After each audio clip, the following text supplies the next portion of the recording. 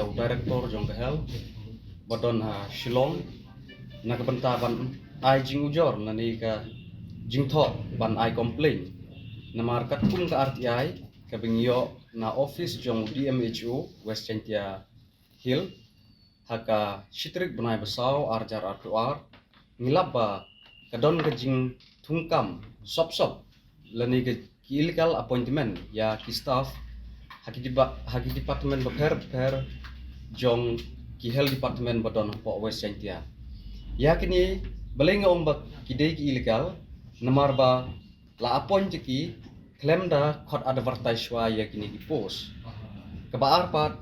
la appoint ki kini ki priu ki pompat dep ya ban pule lani pompat dep ya ka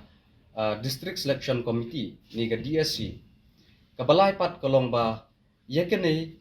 ki claim khot ni ki claim conduct wat ji ka exam ro tinagal yang jongi kum geseng ni dap ki jing snow si bat ki jing snow khia ka bakrau mar ba kurpom thungkam tungjam hapo ka jela jongi nyo i ba kamlong balong transparency ba namar labat bor beda ki officer ni yo le si ya don tilang bat ki minister ru ngampat tibi kata te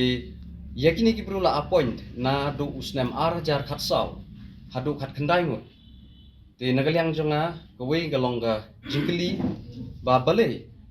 hapo ke district ngidon ni yakitu ki kena ki bala pas ke DSC bedang don ke waiting list lada long ka bakar ki bali kim khot shwai gini ban bali kim appoint shwai gini ki DSC ki bedang don ke waiting list bali kim khot pat ki wei jas ko weru nga sneu ban ong ba kini ki kena bala pas ki DSC bakin sneu ba ban wan shakmat ban terwa leni ban ujor lang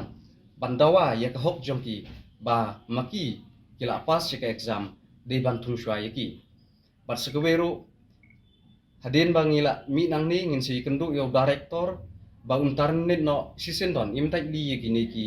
briu ki bala kiba kila thung na du usnem arjar khatsau bat yikini ki briu ro yikini ki staff ro la appoint da u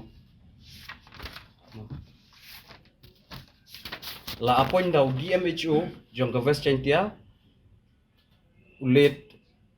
o Dr. Bianglang Lato ti yikini long ngin ai jing tho no how director jong ka hel ba tarnit no sisindon balada umshim khia halor gani kam ngina kalyang jong seng ngidon pat ka we kalat kelanti ban ujor kam shenang